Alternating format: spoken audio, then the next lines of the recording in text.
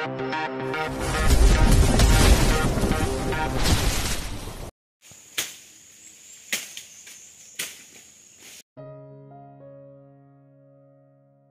62. Terpaksa menikahi Nyonya Presdir. Orang setempat menghubungi Ricky, karena panggilan terakhir yang ada di ponsel Zain adalah nomor Ricky. Beruntung, nomor ponsel Zain tak disandi. Sehingga, orang-orang yang berada di sekitar area kecelakaan itu dapat langsung menghubungi Ricky. Tak butuh waktu lama, Ricky langsung datang ke lokasi yang telah diberitahukan. "Teman saya mana, Pak?" seru Ricky dengan panik. Ia bahkan tak sempat melepas helmnya dan langsung menanyakan tentang Zain. "Baru saja dibawa ambulans," jawab bapak itu. Ricky menjambak rambutnya, raut wajahnya terlihat frustasi. Apalagi saat melihat bekas darah yang berada di aspal. Air mata Ricky luruh, dia yakin keadaan sahabatnya sangat parah hingga membuat darah banyak keluar. "Tapi korban masih hidup kan?" tanya Ricky dengan suara bergetar.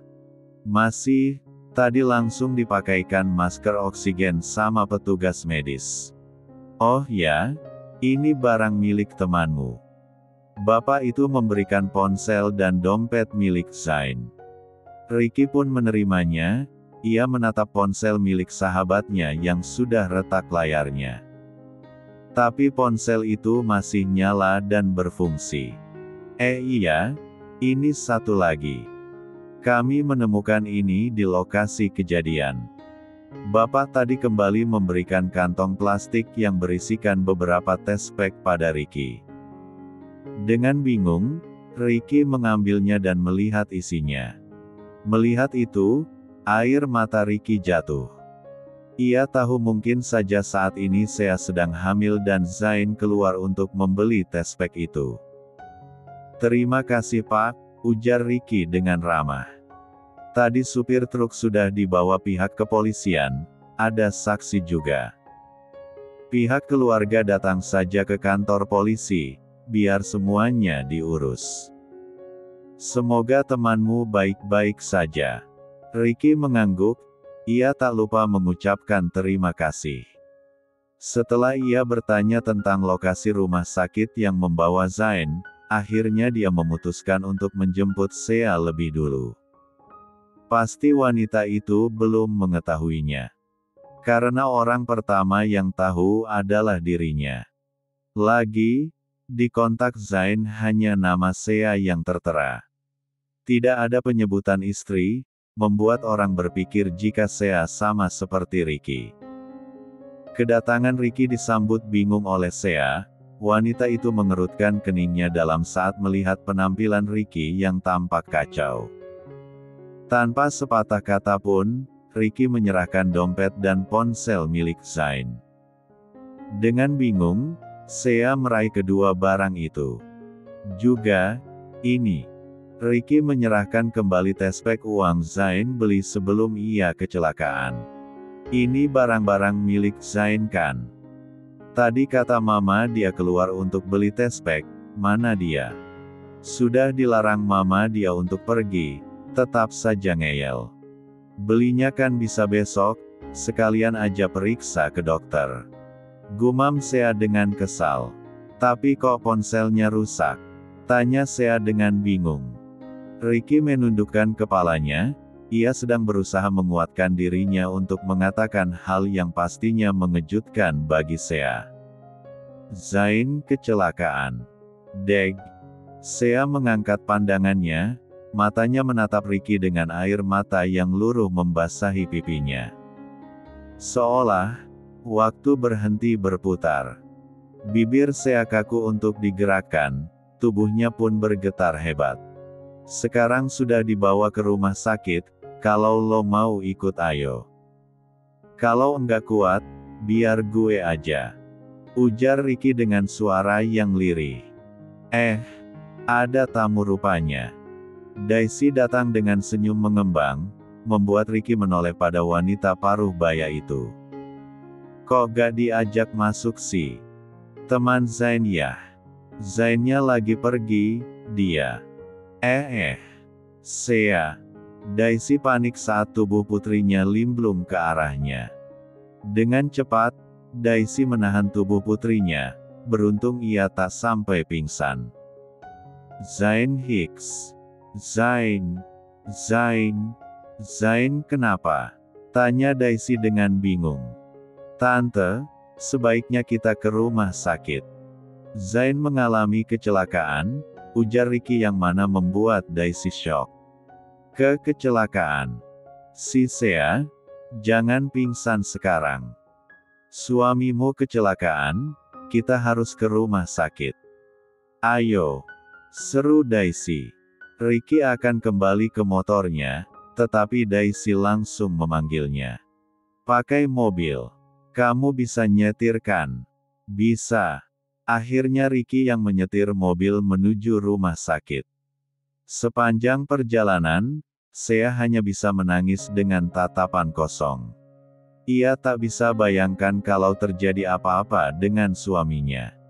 Daisy hanya bisa mengusap lembut punggung putrinya, ia juga sama seperti Sea yang mengkhawatirkan kondisi Zain.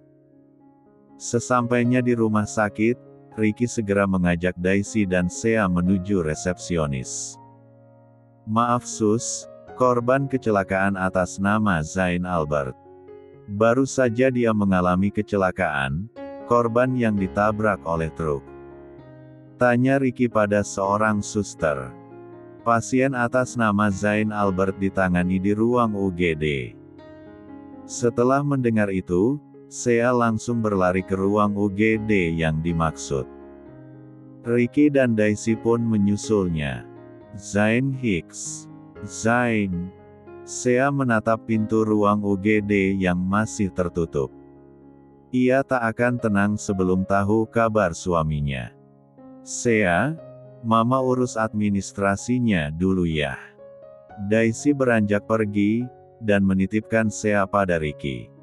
Tak lama, dokter keluar. Bergegas, Sea menghampirinya dengan perasaan yang tak karuan. Bagaimana kondisi suami saya dok? Tanya Sea tanpa basa-basi. Pasien mengalami pendarahan di kepala, kami harus mengeceknya lebih lanjut untuk mengetahui apakah ada pendarahan di otaknya atau tidak. Terang dokter itu yang mana membuat Sea bertambah lemas. Lakukan yang terbaik dok. Saya akan membayar berapapun, tapi tolong suami saya Hicks. Tolong dia Hicks. Isak Sea. Kami akan berusaha sebaik mungkin untuk menyelamatkan pasien. Ujar dokter itu sebelum beranjak pergi. Sea mendudukkan dirinya di kursi, ia sudah tak sanggup lagi menangis. Keadaan Zain sangat mengkhawatirkan dirinya. Tak lama, Daisy kembali dan menanyakan kabar Zain. Sea tak sanggup menjelaskannya, jadi Ricky lah yang menjelaskannya. Maaf, keluarga pasien. Seorang suster datang mendekat pada Sea. Iya sus, kami keluarga pasien. Ada apa? Tanya Daisy dengan perasaan takut. Pasien membutuhkan 3 kantong darah, kebetulan rumah sakit hanya punya 1. Kami sudah menghubungi pihak rumah sakit lain, dan dari mereka tidak ada yang menyimpan darah golongan AB. Apa salah satu dari kalian ada yang bergolongan darah AB? Daisy dan Sea saling tatap, keduanya menggelengkan kepalanya. Tatapan mereka pun mengarah pada Ricky yang sama halnya seperti mereka. Pasien harus segera mendapatkan donor darah untuk tindakan selanjutnya. Terang suster itu. Sea beranjak berdiri, tatapannya terlihat linglung saat ini. Saya akan mendapatkannya. Tok, tok, tok. Duh, siapa sih malam-malam gini ngetuk pintu? Gak tahu waktu. Davita keluar dari kamarnya, wajahnya terlihat seperti orang yang bangun tidur. Dengan kesal, wanita itu berjalan menuju pintu. Orang ada bel kenapa harus ketuk pintu coba? Kesalnya seraya membuka kunci pintu. Ceklek. Gak tahu sopan san.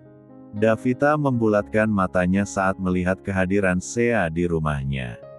Penampilan berantakan wanita itu, dengan mata yang sembab membuat Davita bertanya-tanya.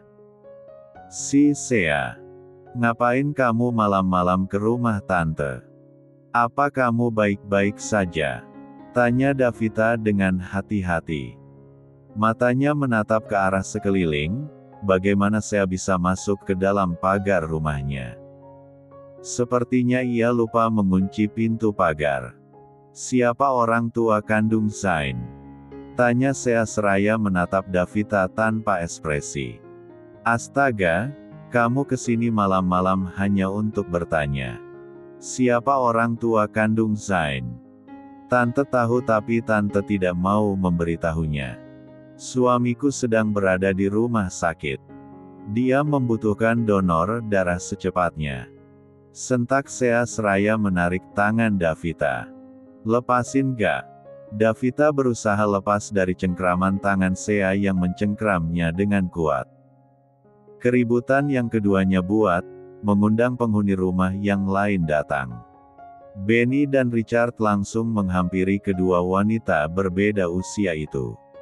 Papa Richard pun langsung berusaha melerai pertengkaran keduanya dengan dibantu oleh kedua putranya. Kamu gil 4 ya? Ke rumah orang malah buat onar. Main masuk seenaknya, gak punya sopan santun. Sentak Davita dengan kesal. Siapa orang tua kandung suami saya? Tante tahu kan? Siapa orang tua kandung Zain? Sekarang dia sedang ada di rumah sakit, kondisinya kritis dan membutuhkan donor darah. Tolong katakan siapa orang tua kandung Zain Hicks. Sea berlutut, ia menangkupkan tangannya pada Davita. Benny menatap Sea dengan bingung, ia melangkah mendekati wanita itu. Zain Albert? Tanya Benny yang mana membuat Sea menatapnya. Iya, Zain Albert. Zain kecelakaan Hicks. Dia membutuhkan darah golongan AB. Semua rumah sakit tidak memiliki stok darah golongan itu. Harapan satu-satunya sekarang adalah orang tua kandung Zain. Aku tak memiliki waktu banyak untuk mencari orang yang memiliki golongan darah itu. Hanya ibumu yang tahu siapa orang tua kandung Zain. Jelas Sea. Benny beralih menatap sang mama, tatapan matanya terlihat tajam. Ma, siapa orang tua Zain? Katakan. Dia temanku, mama tidak boleh seperti ini padanya. Sentak Benny. Mama enggak tahu, mama. Bohong. Katakan sekarang atau aku akan kembali ke LN. Ancam Benny yang mana membuat Davita memejamkan matanya. Lionel Salvatore, dia ayah kandung Zain. Kerutan di kening Sea memudar, perlahan wanita itu berdiri dan memandang Davita dengan tatapan tak percaya. Davita pun menatap Sea, keduanya saling adu tatap saat ini dengan ekspresi yang berbeda. Ya, suamimu anak kandung Lionel Salvatore dengan sahabat tante, Areha. Bab 63. Davita kembali memorinya di masa lalu. Terlihat, seorang gadis cantik turun dari bis. Ia terlihat kesusahan membawa kopernya. Sesaat, dia menatap ponselnya, lalu menghubungi seseorang untuk menjemputnya. Rambut panjangnya yang terurai indah diterpa angin, membuat kecantikan wajahnya terlihat jelas saat ini. Areha. Gadis cantik itu menoleh, ia tersenyum mendapati gadis berambut pendek yang berusia sepantarannya berlari mendekatinya. Davita. Kedua gadis itu saling berpelukan dengan heboh, mengundang tatapan orang-orang di sekitar mereka.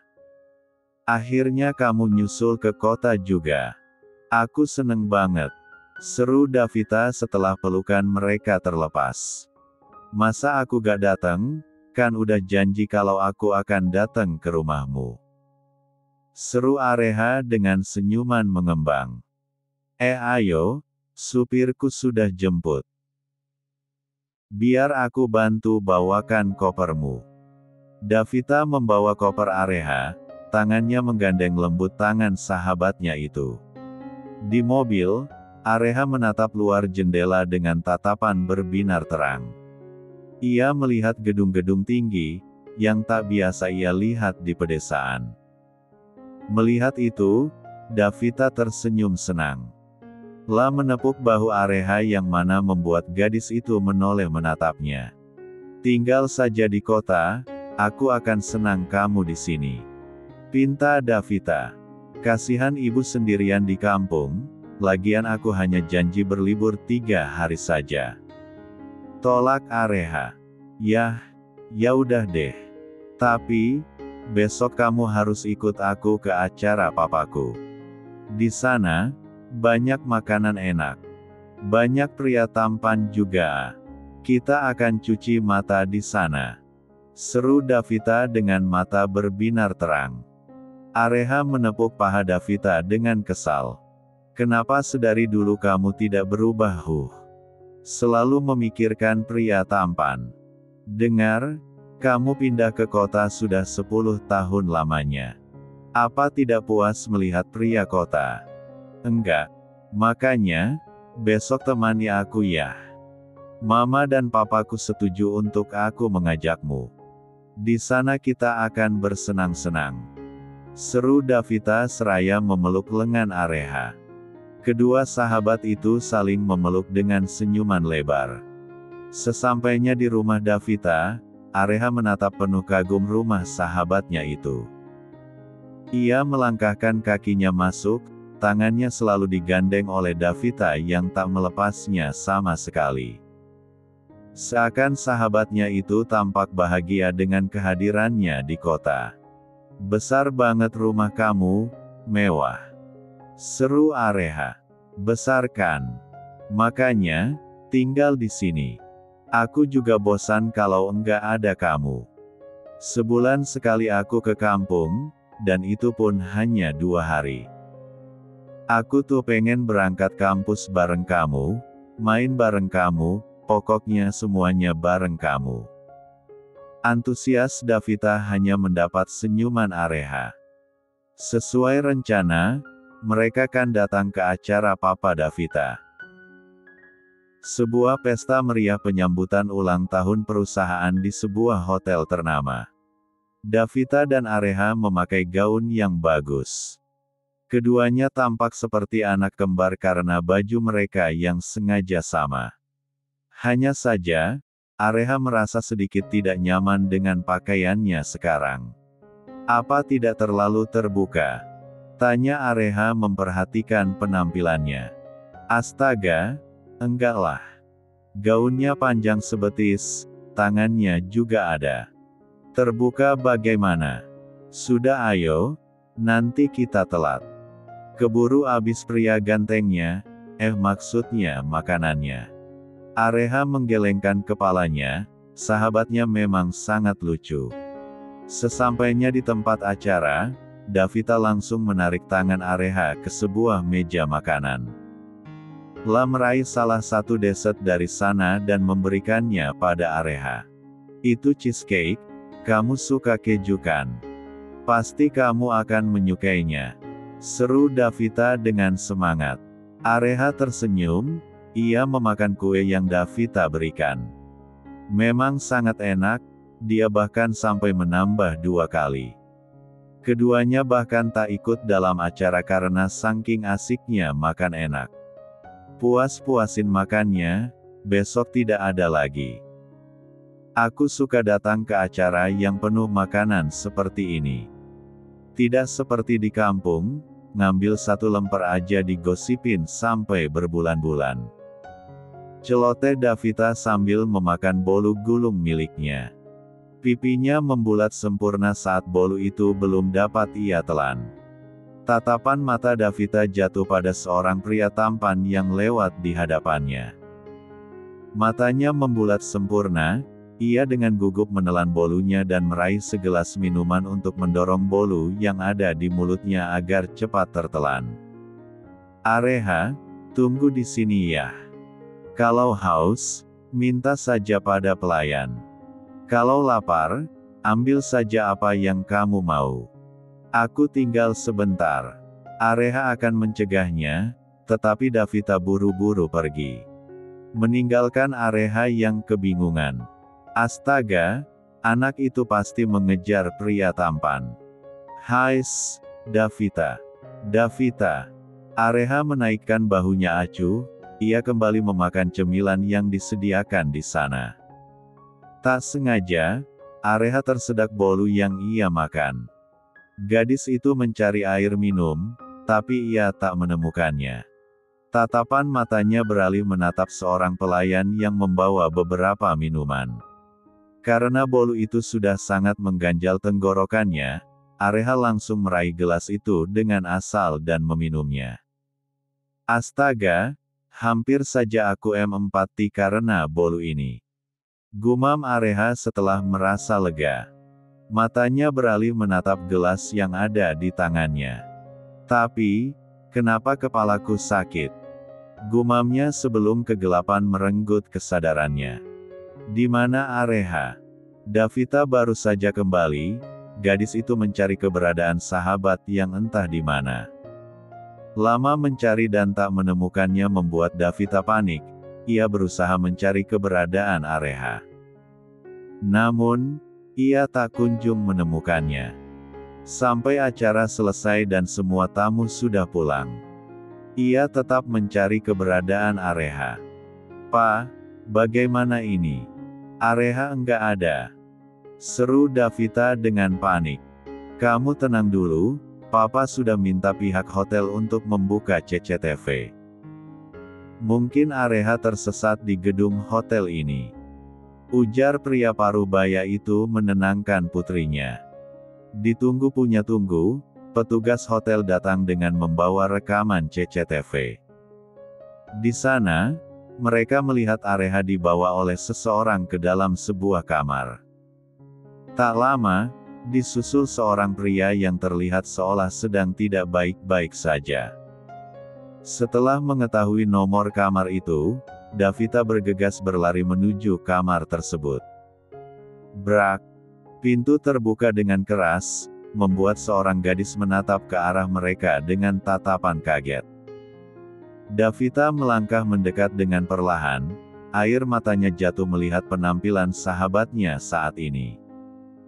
Tatapan mata Davita beralih menatap seorang pria yang tertidur di atas R4 jang dengan posisi telungkup. Areha.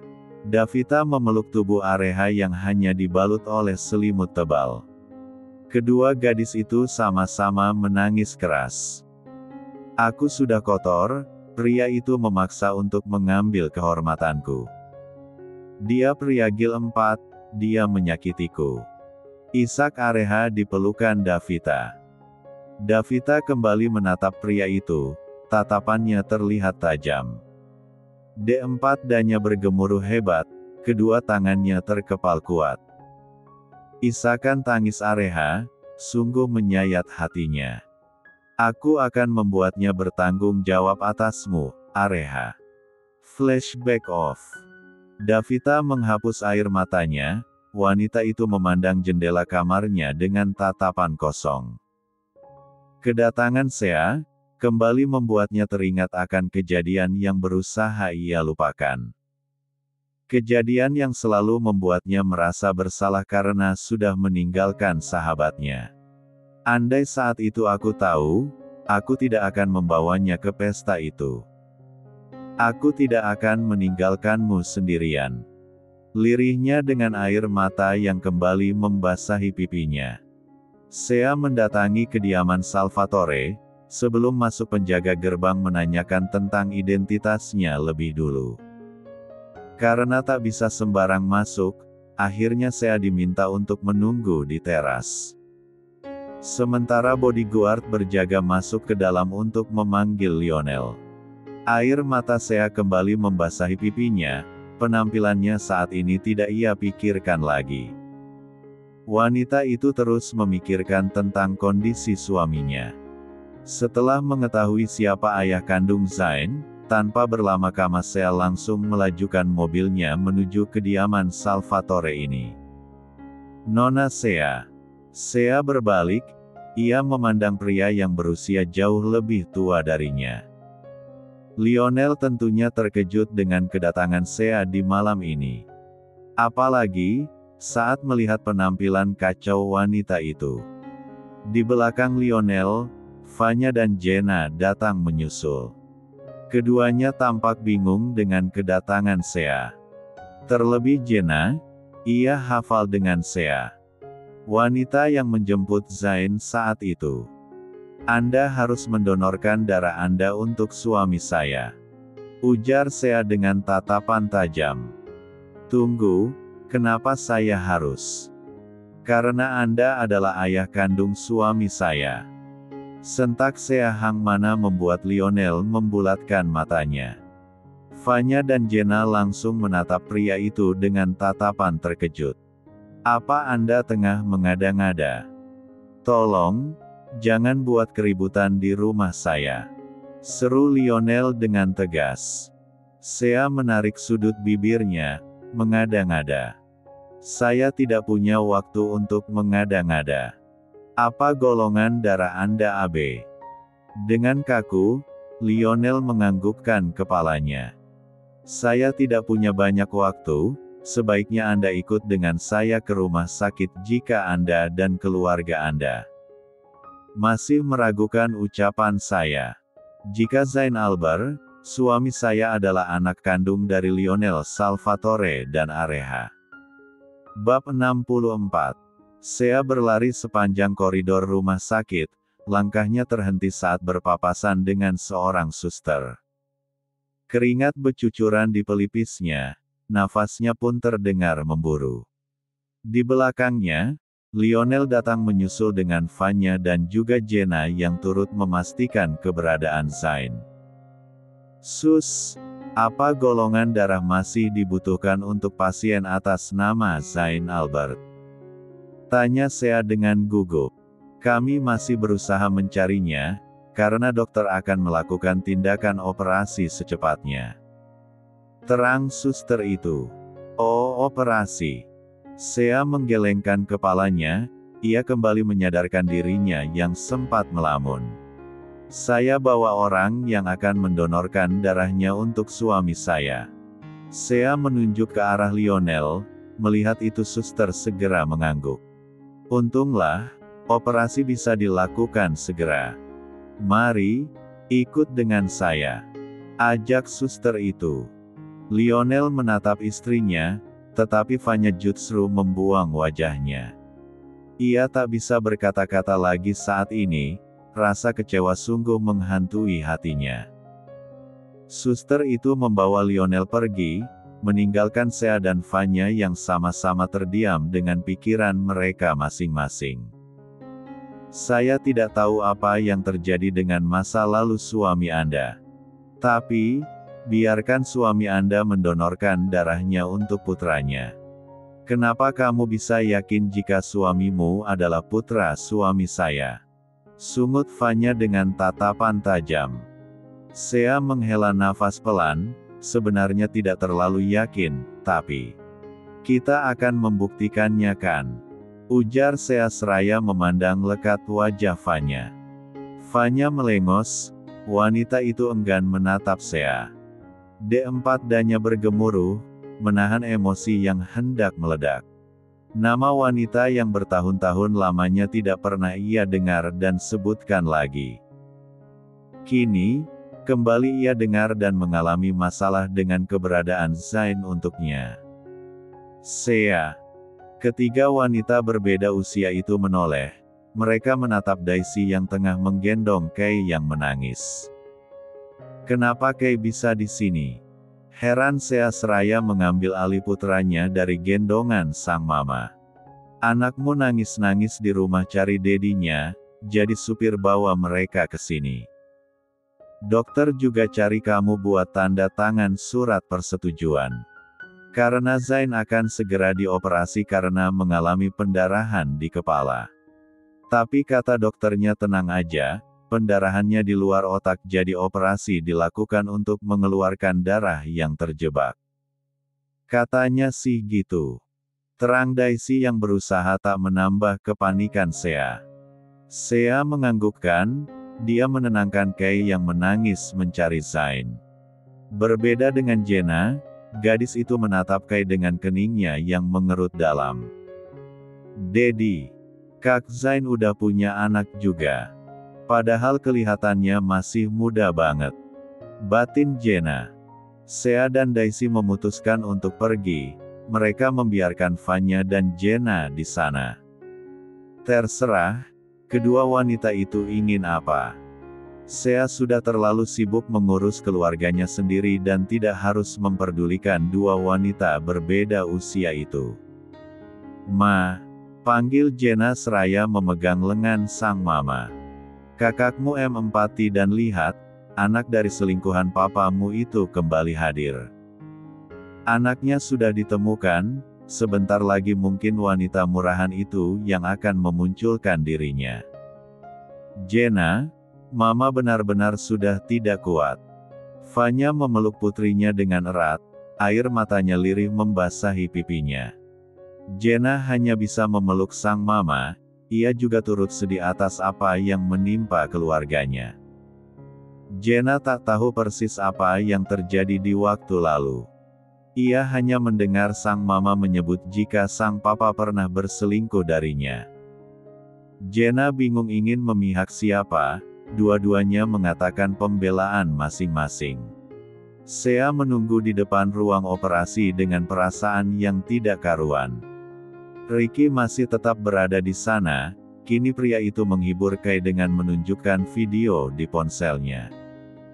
Sementara Asril, ia duduk di samping sang momi seraya memeluknya. Apa Dedi akan baik-baik aja? Tanya Asril seraya mendongakkan kepalanya. Tentu, Dedi pasti akan berjuang keras di dalam. Balas Sea seraya menggigap lembut kening putranya. Tatapan Sea beralih menatap ke arah Lionel yang duduk di hadapannya. Pria itu hanya duduk sendiri seraya menundukkan kepalanya. Sedangkan Vanya dan Jenna memilih duduk menjauh dari mereka.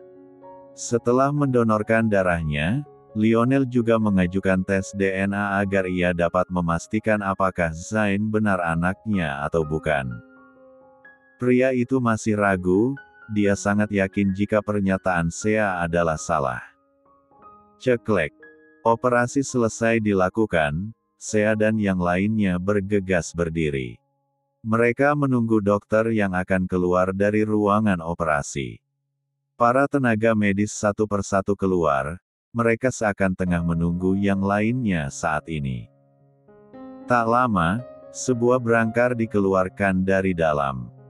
Melihat itu, Sea langsung tersenyum bahagia. Zain. Lirih Sea dengan perasaan yang bahagia. Air mata Sea luruh, ia melihat mata Zain yang masih terpejam.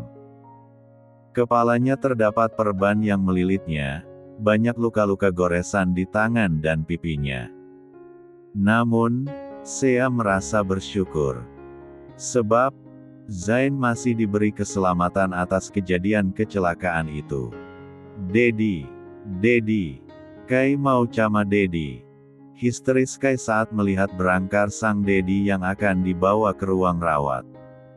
Sea segera menggenggam tangan Asril untuk mengikuti berangkar itu. Begitupun dengan yang lainnya, kecuali keluarga Lionel.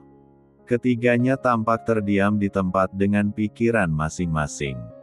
Wajah Zain sungguh terngiang di benak Lionel. Selama bertahun-tahun kamu tetap kekeh mengatakan jika kamu tidak selingkuh. Sekarang, bukti terpampang nyata. Kalau pria itu, anak kamu. Sentak Vanya dengan tatapan tajam. Belum tentu dia anakku. Hasil tes DNA belum keluar, golongan darah sama bukan berarti anakku kan. Balas Lionel membela diri.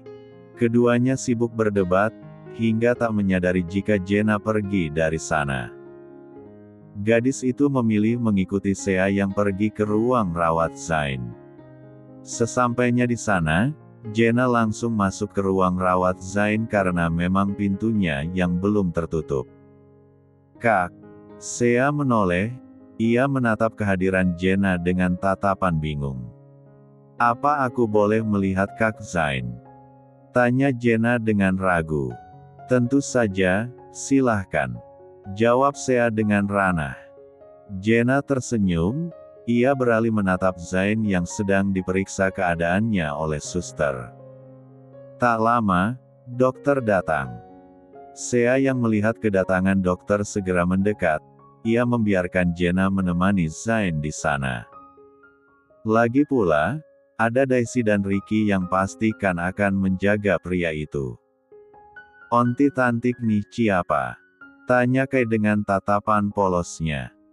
Jenna tersenyum tipis, lucu, kamu namanya siapa? Bukannya menjawab Jenna malah bertanya balik. Namana Cayang, Onti bika panggil Kai Cayang. Seru Kai yang mana membuat Ricky dan Daisy menggelengkan kepala mereka. Buaya. Stok cewek di dunia mau kamu habisin ya. Om masih jomblo nih, ontinya buat om lah. Seru Ricky tanpa sadar membuat suasana mendadak menjadi canggung. Maksudnya buat stok yang lain.